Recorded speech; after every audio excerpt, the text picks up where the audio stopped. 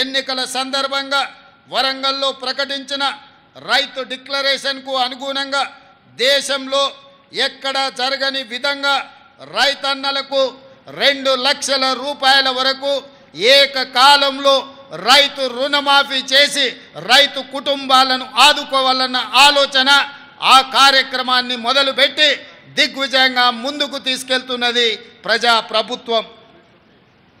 ఇది అసాధ్యమని చాలామంది ఒక్కర భాషలు చెప్పారు. కానీ మా ప్రభుత్వం మాట ఇచ్చిన ప్రకారం రైతన్నలకు 2 లక్షల రూపాయల వరకు ఏకకాలంలో రుణమాఫీ కార్యక్రమాన్ని అమలు చేసి చూపిస్తున్నాం. దీనిపై ప్రతిపక్షాలు రంధ్రాన్వేషణ చేస్తున్నాయి. ఈ సందర్భంగా నేను చెప్పదలుచుకున్నాను, పథకంలో అర్హులైన ప్రతి రైతుకు న్యాయం జరుగుతుంది. సాంకేతిక కారణాలతో ఎక్కడైనా చిన్న ఇబ్బందులు వస్తే వాటిని పరిష్కరించే బాధ్యత ప్రజా ప్రభుత్వం తీసుకుంటుంది, వ్యవసాయ శాఖ తీసుకుంటుంది.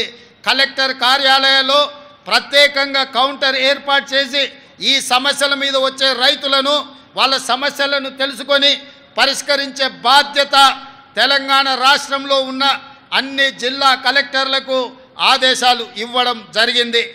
తొలి దశలో 1 లక్ష రూపాయల వరకు ఉన్న రుణమాఫీ సొమ్ము 6,035 కోట్ల రూపాయలను జూలై 18న నేరుగా రైతు ఖాతాలలో ప్రభుత్వం జమ చేసింది. దీనివల్ల 11,34,000 మంది రైతన్నలు రుణ విముక్తి పొందారు.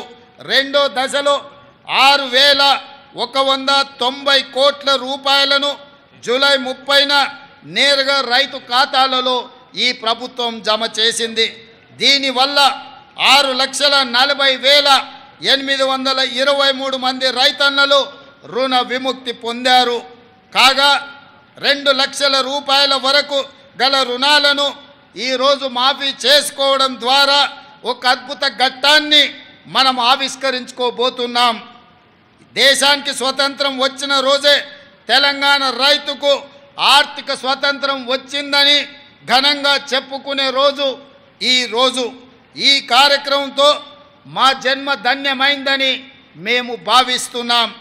ఎందుకంటే దేశానికి పట్టెడు అన్నం పెట్టే అన్నదాత సుఖ సంతోషాలతో ఉంటే దేశం సుభిక్షంగా ఉంటుందని మేము ప్రగాఢంగా విశ్వసిస్తున్నాం.